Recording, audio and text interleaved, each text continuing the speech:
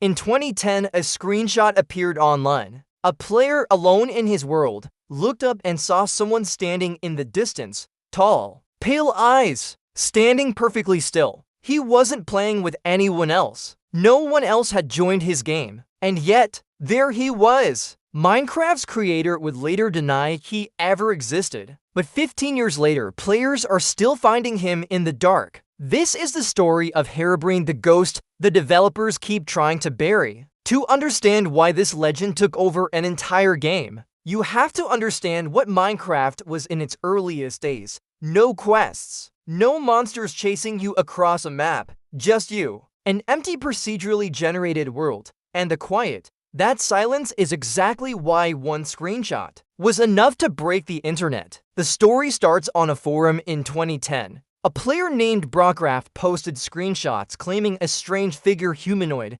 textured like a normal player, but with solid white eyes had appeared in his single-player world. Single player. No one else should have been there. He named the figure after his brother, Eric Herobrine. It should have ended there. A screenshot. A joke. Instead, it spread faster than anyone could contain it. Within weeks, players everywhere claimed they'd seen him too. Trees chopped into strange shapes. Tunnels dug in perfect 2x2 patterns, exactly like a player would dig, but no player had been there. Sand pyramids appearing overnight. Every glitch, every unexplained block placement got the same explanation. Herobrine did it. The myth didn't need proof. It just needed the dark and an empty world that already felt like something was watching you. Marcus Persson Notch, the creator of Minecraft, eventually addressed it directly. Herobrine, he said, was not real. Never coded. Never intended. Just a name someone made up that the internet refused to let go of. But here's where it gets strange. Instead of killing the myth,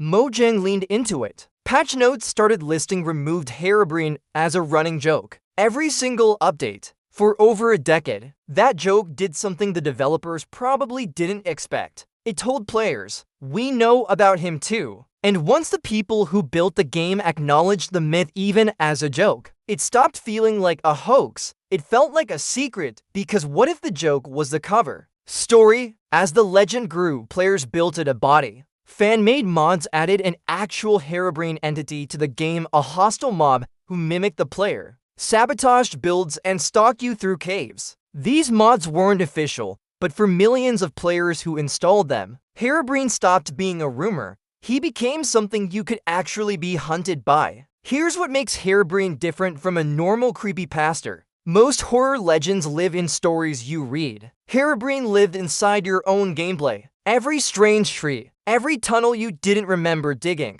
every distant figure at the edge of rendered distance that vanished when you looked twice, your brain filled in the rest. The game didn't need to be haunted. It just needed to be quiet enough for you to convince yourself it was. Officially, Herobrine has never been real. Unofficially, he's one of the most requested additions in Minecraft's history, repeatedly voted for in Mojang's own community polls, always losing, always coming back the next year. He's been referenced in official merchandise, teased in trailers. Mojang has spent over a decade saying he doesn't exist, while never quite letting him go. So why keep the joke alive for 15 years? Maybe because Mojang learned something most developers never figure out. A monster you explain away stops being scary. A monster the creators refuse to fully deny. Never does. Herobrine was never coded into Minecraft. But maybe that was never the point. Maybe the real horror was never the character at all. It was how easily an empty world convinced millions of us that we weren't alone in it. If this is the kind of story you want more of, the myths, the secrets, the things buried in the games you grew up with, hit subscribe, because we're going deeper into this every week. And if there's a legend from your favorite game that still gives you chills, drop it in the comments. It might be the next one we dig up. Share this with the one friend who still won't play Minecraft alone at night. We'll see you in the depths.